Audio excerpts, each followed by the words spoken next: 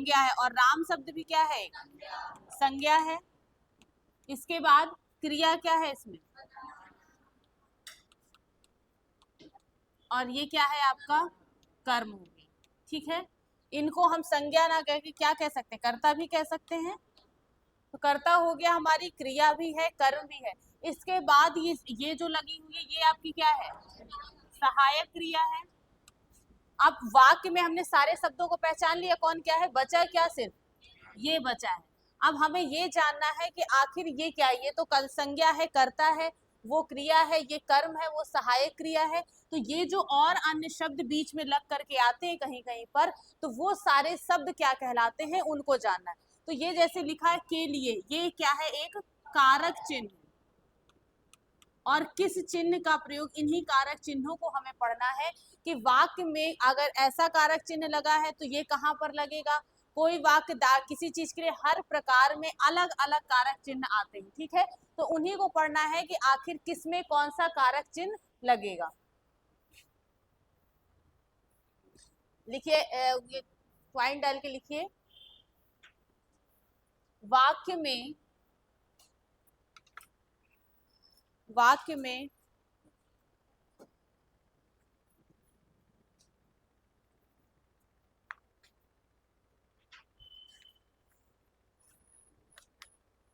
किसी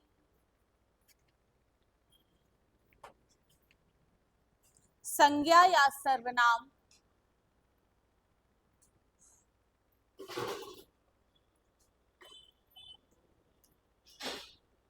संज्ञा या सर्वनाम का वह रूप,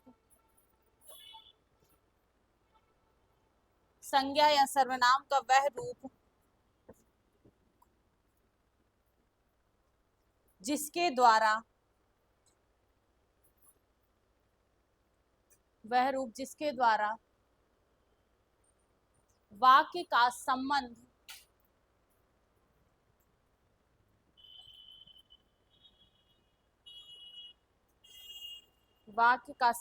अन्य शब्दों से, वाक्य का संबंध अन्य शब्दों से होता है,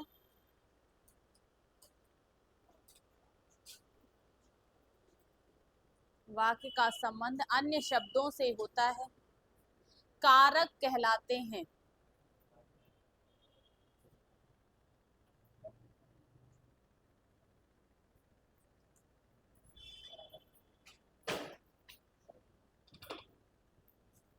नेक्स्ट पॉइंट लिखो, हिंदी में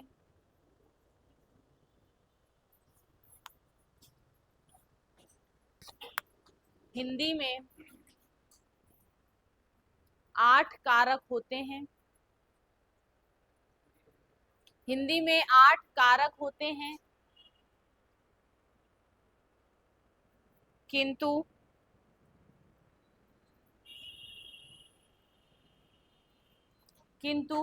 किशोरीदास वाजपेयी जी ने, किंतु किशोरीदास वाजपेयी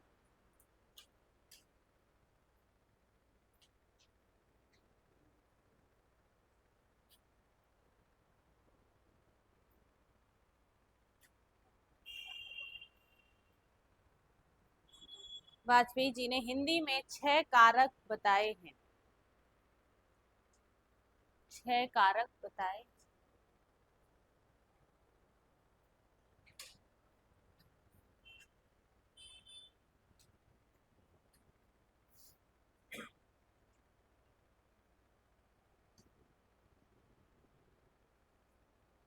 हो गया,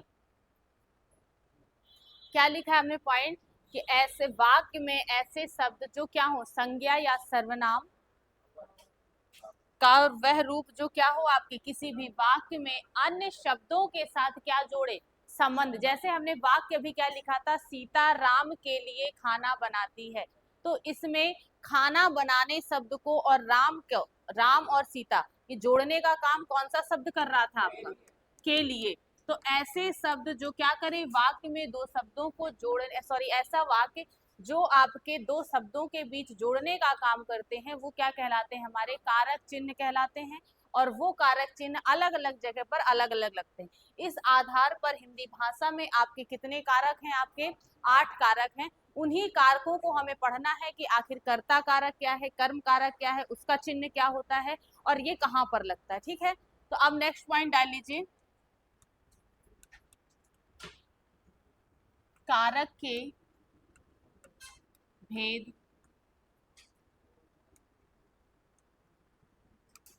अब इनको हम लोग क्रम से लिखेंगे कौन कौन से हैं इसमें। ठीक है,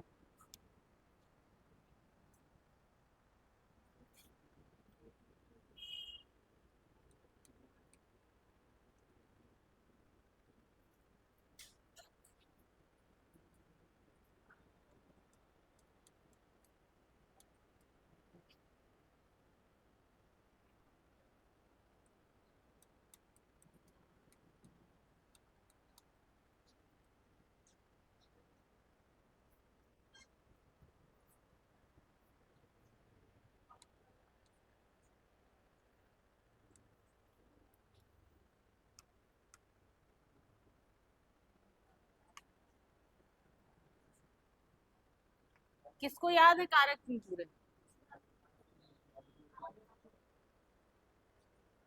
और किसी ने नहीं पढ़े क्या अभी तक? पढ़े तो होंगे, ऐसा तो नहीं है। बताओ सबसे पहले कौन सा कारक होगा? क्रम कौन सा होगा? कर्ता, इसके बाद फिर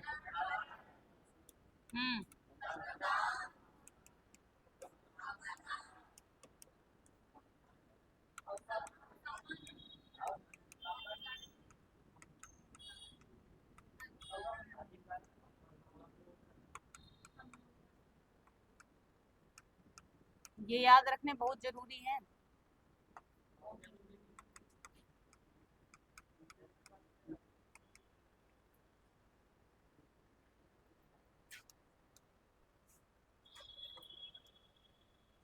अब इधर बताओ कर्ता कारक चिन्ह क्या है?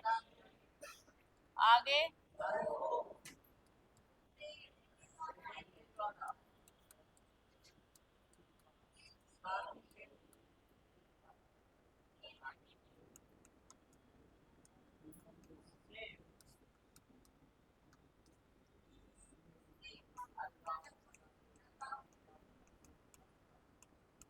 सब होशियार हो गए हैं।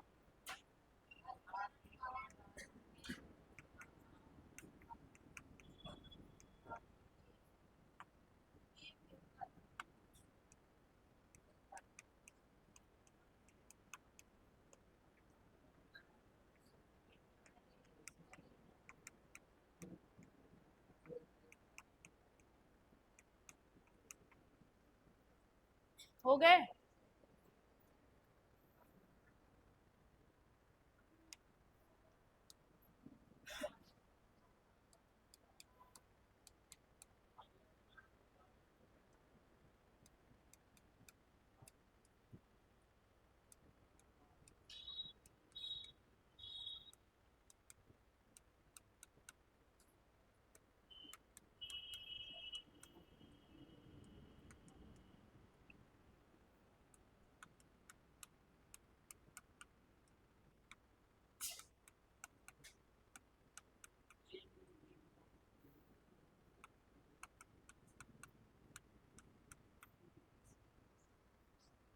ठीक है, तो ये आपके 8 क्या है?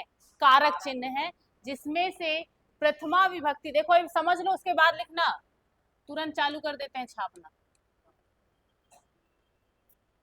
क्या लिखा है? प्रथमा विभक्ति में आपका कारक क्या है? कर्ता, और कर्ता के साथ क्या चिन्ह लगेगा हमारा?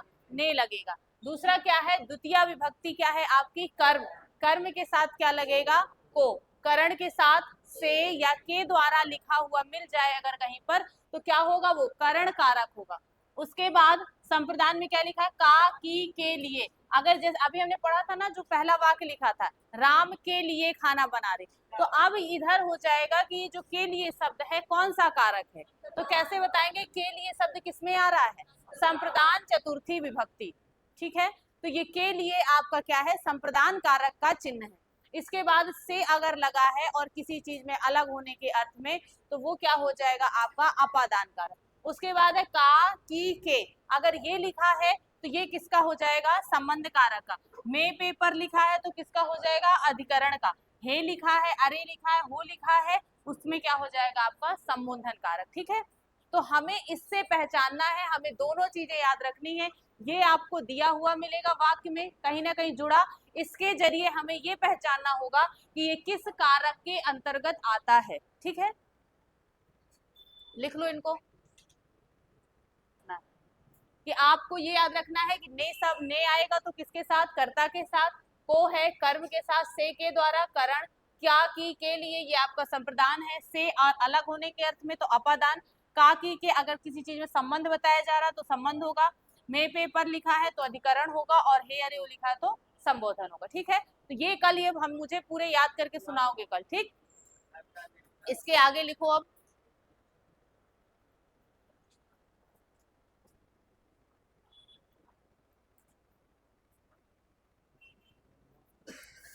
अच्छा ये बताओ, ये जो पूरे लिखे हुए हैं,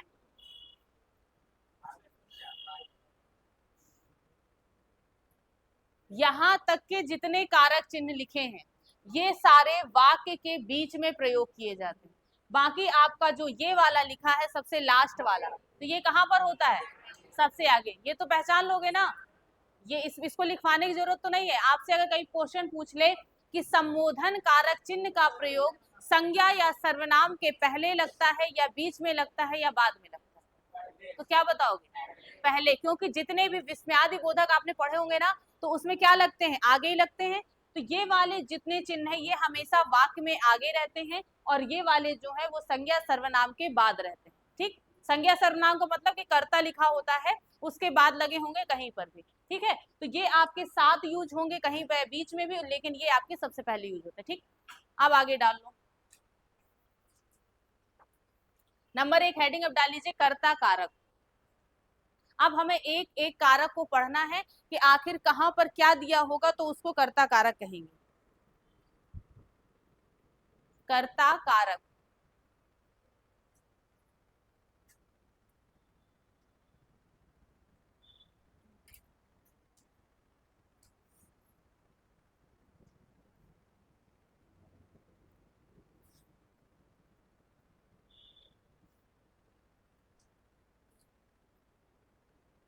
लिखो और उसका चिन्ह भी बना लेना, कोष्टक में लिख लेना कर्ता कारक और कोष्टक में लिखो ने।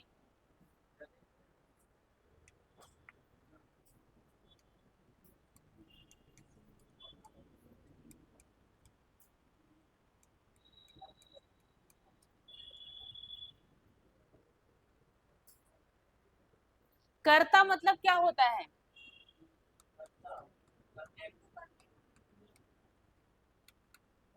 काम को करने वाला या क्रिया को करने वाला। जैसे होता है ना, राम जाता है, तो जाना क्या है, हमारी क्रिया है, और उस क्रिया को कौन कर रहा है, राम कर रहा है, तो राम क्या होगा, कर्ता। और कर्ता का मतलब है काम करने वाला। ठीक है, तो इसमें यही है कि आपका जो भी काम करने वाला होगा उसके साथ जो चिन्ह प्रयोग किया जाएगा उसमें क्या होगा, आपका कर्ता कारक। पहली बात तो काफी हद तक ऐसी अधिकांश जगह पर आपके इस चिन्ह का प्रयोग नहीं किया जाता है, क्योंकि कर्ता कारक का मतलब है वो स्वयं के लिए बात कर रहा है। तो जब हम स्वयं के लिए बात करते हैं तो उसमें ने चिन्ह का प्रयोग कम ही आता है, विलुप्त सा रहता है। तो ये कर्ता कारक जैसे लिखा है,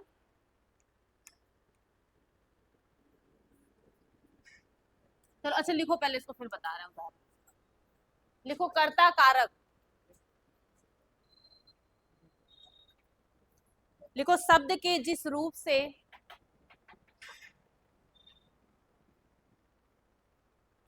शब्द के जिस रूप से क्रिया, शब्द के जिस रूप से क्रिया, कोष्टक में लिखो कार्य, क्रिया को ही क्या कहते हैं, कार्य, क्रिया करने, क्रिया करने वाले का, क्रिया करने वाले का बोध हो, कर्ता कारक कहलाता है।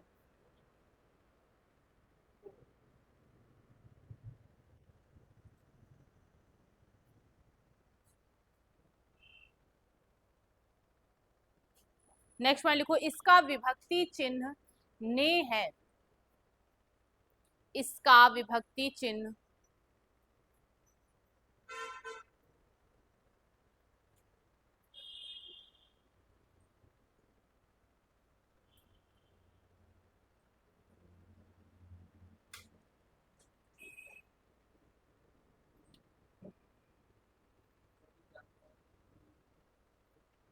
लिखो, शिक्षक ने पाठ पढ़ाया। हाँ, एग्जाम्पल लिखो, शिक्षक ने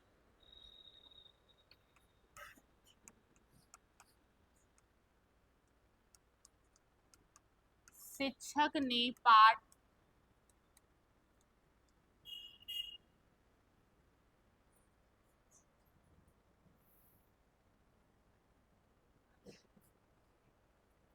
लिख गया। अब यहाँ पर क्या लिखा है, ये वाक्य शिक्षक ने पाठ पढ़ाया। तो अब शिक्षक शब्द क्या है आपका, एक कर्ता है, और इसने कौन सी क्रिया की है, तो ये क्या हो जाएगी हमारी क्रिया। तो क्या मैंने बताया, परिभाषा क्या लिखवाई है, कर्ता आखिर ऐसा शब्द जो आपके क्या करे, कार्य को करे, क्रिया को करने वाला। तो क्रिया को कौन कर रहा है, शिक्षक कर रहा है। शिक्षक ने क्या किया, पाठ पढ़ाया। तो यहाँ पर ये जो ने शब्द आ रहा है, ये आपका कौन सा कारक हो जाएगा, कर्ता कारक। मतलब जिस भी काम को कौन करे, कर्ता करे। इसके बाद जैसे दूसरा वाक्य लिखें,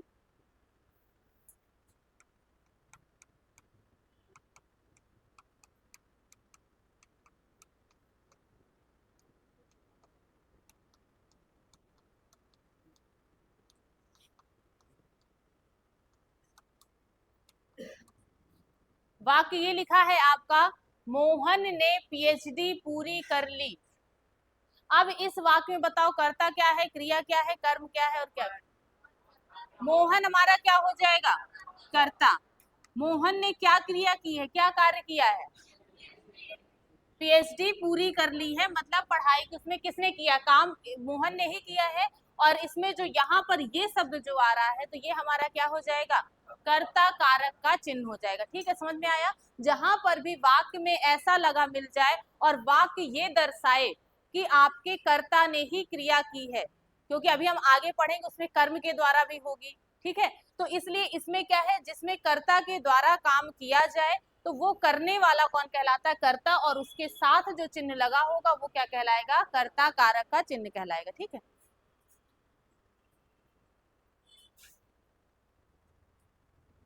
इसके बाद नेक्स्ट हेडिंग डाल लीजिएगा,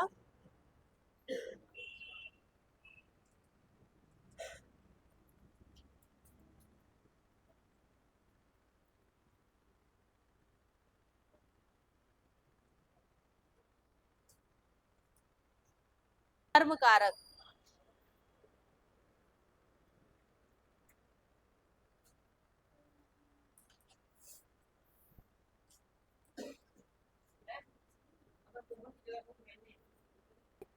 मैंने उसे सुलाया, मैंने उसे सुलाया। अब इसमें लिखा है, मान लीजिए,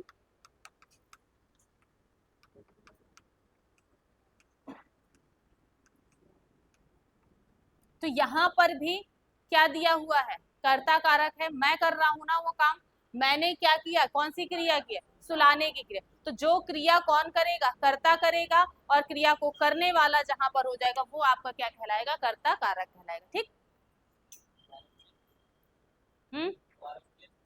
कारक चिन्ह अगर देखो तो ये लगा है, और अगर ना भी देखो तो कहीं कहीं पर आपको ये ने भी लगा नहीं मिलेगा। मैं भी बार बार क्या बोल रही हूँ,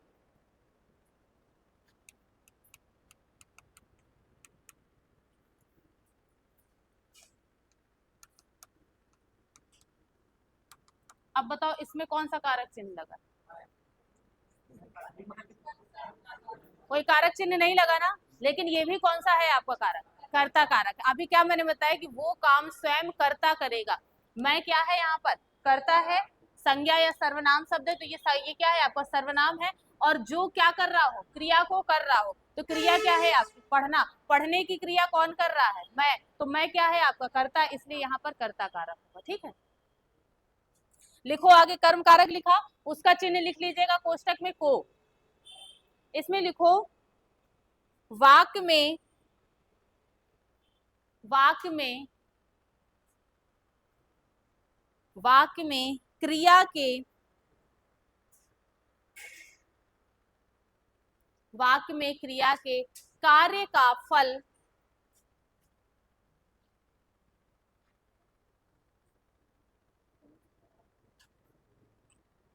वाक्य में क्रिया के कार्य का फल जिस पर पड़ता है,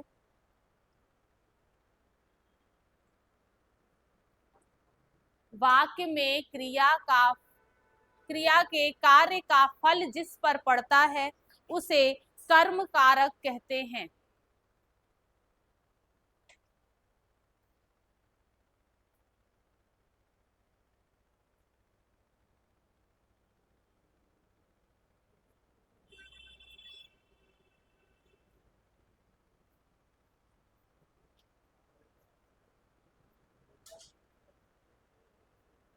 हो गया, अब इसका व्यक्ति चिन्ह लिखने की जरूरत नहीं, वो आपके कोष्टक में लिखा हुआ। ठीक है, आगे नेक्स्ट पॉइंट लिखो। अच्छा बाद में लिखना, पहले उदाहरण देख ले।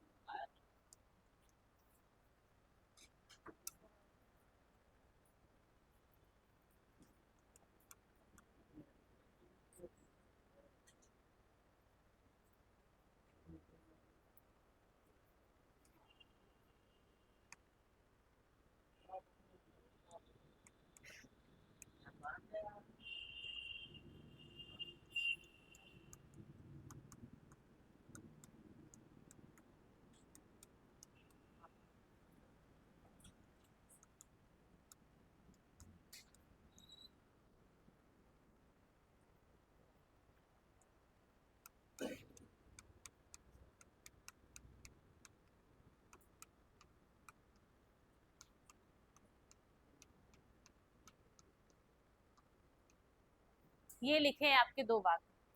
क्या लिखा है हमने, परिभाषा क्या लिखी है कि क्रिया का, वाक्य में वह शब्द जो आपके क्या पड़े, क्रिया का प्रभाव किस पर पड़े, क्रिया पर जो आपका जो क्रिया कार्य कर रही है उसके फल का प्रभाव, करने वाले को तो कर्ता कहते हैं, लेकिन उस क्रिया के करने के बाद जो फल प्राप्त होगा, जिस पर उस फल का प्रभाव पड़ेगा, वो क्या कहलाएगा आपका कर्म कारक। जैसे हमने लिखा राधा ने बच्चों को सुलाया। अब इस वाक्य में बताओ कर्ता क्या है, क्रिया क्या है। राधा शब्द क्या है हमारा, कर्ता है, क्रिया क्या है, सुलाना। अभी हमने पढ़ा है कि कर्ता किसे कहते हैं, जो कार्य को करता है, जो क्रिया को करता है। और इसके बाद अभी कर्म कारक में क्या पढ़ा कि जिस पर क्रिया का प्रभाव पड़े, क्रिया को करने के बाद जो फल प्राप्त हो, तो वो किस पर, जिस पर भी प्रभाव पड़ेगा वो हमारा क्या कहलाएगा, कर्म। अब जैसे करता है राधा, राधा ने क्या किया, सुलाया, तो सुलाने की जो क्रिया हुई है वो किस पर हुई है, बच्चों पर हुई है ना, तो क्रिया का प्रभाव किस पर पड़ा है, कर्म पर। मतलब क्रिया का प्रभाव कर्म पर पड़ने का मतलब है कि यहाँ पर कर्म आपका क्या है, बच्चे हैं। तो यहाँ पर लिखा हुआ है इस कर्म के बाद जो शब्द लगा हुआ है को, तो ये आपका कौन सा चिन्ह कहलाएगा, कर्म कारक का चिन्ह कहलाएगा। ये हमेशा किसके साथ लगता है, कर्म कारक में लगता है। जहां पर क्रिया का प्रभाव किस पर पड़े, कर्म पर पड़े, वहां पर को शब्द लगा होगा तो वो हमारा क्या कहलाएगा, कर्म कारक। लास्ट में दूसरा क्या लिखा है वाक्य, लोगों ने शेर को भगाया। अब इस वाक्य में बताओ कर्ता क्या है, काम को कौन कर रहा है, लोगों ने भगाया ना, लोगों ने भगाने की क्रिया की है, तो जो क्रिया करेगा वो कर्ता कहलाएगा। इसके बाद ये क्रिया क्या क्रिया की है, भगाने की, तो ये क्या हो जाएगी, क्रिया। अब किसको भगाया है, शेर को, तो शेर हमारा क्या हो जाएगा, कर्म हो जाएगा। और इस कर्म के बाद जो चिन्ह लगा हुआ है को, तो ये हमारा क्या हो जाएगा, कर्म कारक का चिन्ह कहलाएगा। ठीक है, समझ में आया कि आपका किसी भी वाक्य में जिस पर क्रिया का प्रभाव पड़े वो कर्म कहलाता है, और उसके साथ जो भी आपका चिन्ह लगा होगा जिसमें से आपका को चिन्ह लगा होगा तो वो हमारा किसका चिन्ह होता है, कर्म कारक का चिन्ह। वाक्य आपको सीधा सीधा ऐसे दे देगा, पूछेगा इसमें किस चिन्ह का प्रयोग किया गया है, कर्म कारक, अधिकरण का संबोधन। तो आपको पता है कि हमारे कर्म कारक के साथ क्या लगता है, को लगता है, और यहाँ पर क्रिया का प्रभाव किस पर पड़ रहा है, कर्म पर पड़ रहा है, तो यहाँ पर क्या हो जाएगा, हमारा कर्म कारक हो जाएगा। ठीक है, और एक वाक्य लिखो, राधा ने कृष्ण को पुकारा।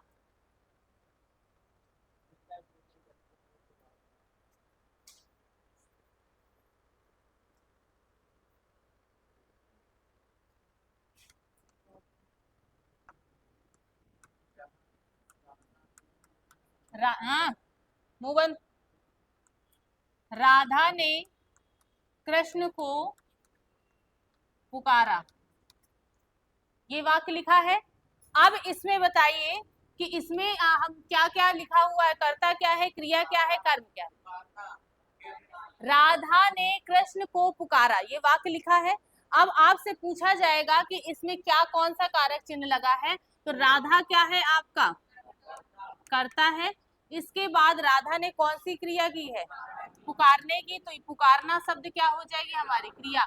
इस क्रिया का फल किस पर, किसको पुकार रहे हैं, कर्म पर पड़ेगा, मतलब कृष्ण को पुकार रहे हैं, तो यहाँ पर कर्म क्या हो जाएगा आपका, कृष्ण। और इसके बाद जो ये चिन्ह लगा हुआ है, तो ये हमारा क्या हो जाएगा, किसका चिन्ह हो जाएगा, कर्म कारक का।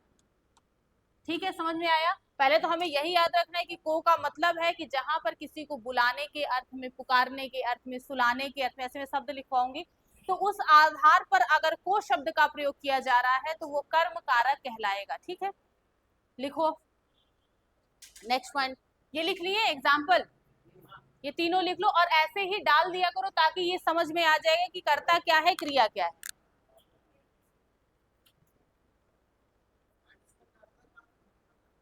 किसमें, मैंने अभी क्या बताया, कर्ता कारक का क्या होता है, वो ने होता है, लेकिन ने मतलब क्या है, कर्ता जो काम को कर रहा है। ठीक है, अभी मैं बताऊंगी, सारे चिन्ह इसमें लगे होंगे, ने भी लगा, को भी लगा, सबका अलग अलग मतलब है। आप जो कर्ता कारक का चिन्ह कह रहे हैं वो भी है इसमें, लेकिन अभी हमें ये चीज क्या पढ़ रहे हैं, हाँ, वही कर्ता वहां पर आता है जहां पर क्या होता है, स्वयं कर्ता के द्वारा सारी चीजें की जाती है। आगे लिखो,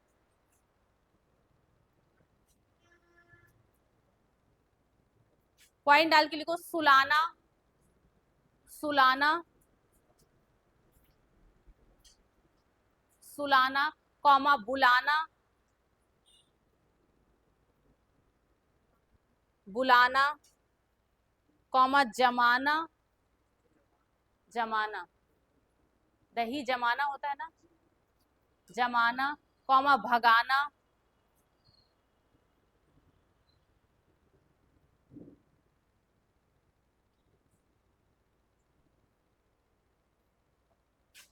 भगाना, भगाना, आदि शब्दों में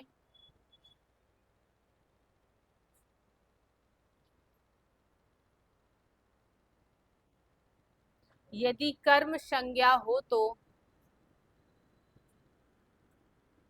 आदि शब्दों में यदि कर्म संज्ञा हो तो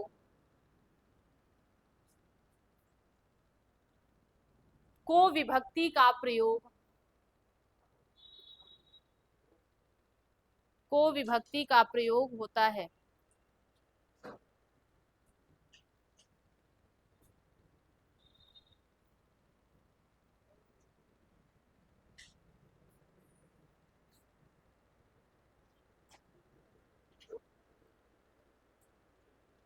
हो गया। अच्छा, कहीं कहीं पर हमने जब आपके वो पढ़े थे, काल पढ़े हैं, क्रिया पढ़ा है, विशेषण जैसे वाच्य पढ़े थे, कर्ता कृतवाच्य था, कर्म था, भाव था, तो उसमें हमने कर्म वाला जो पढ़ा था तो उसमें क्या था, कर्म प्रधान होता था। तो इसी तरह इसमें भी है, कहीं कहीं पर आपको कारक चिन्ह अगर नहीं लिखा मिलता, जैसे मिलता है सीता फल खाती है,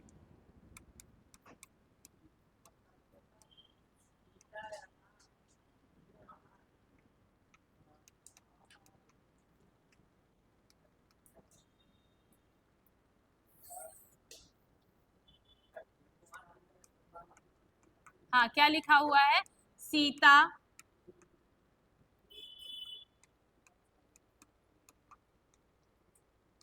फल खाती है। अब इसमें सीता क्या हो गई आपकी?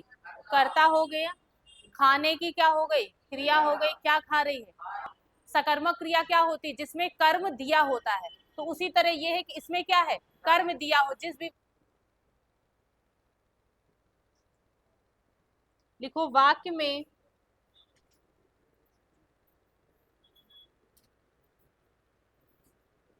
वाक्य में शब्द के जिस रूप से वाक्य में शब्द के जिस रूप से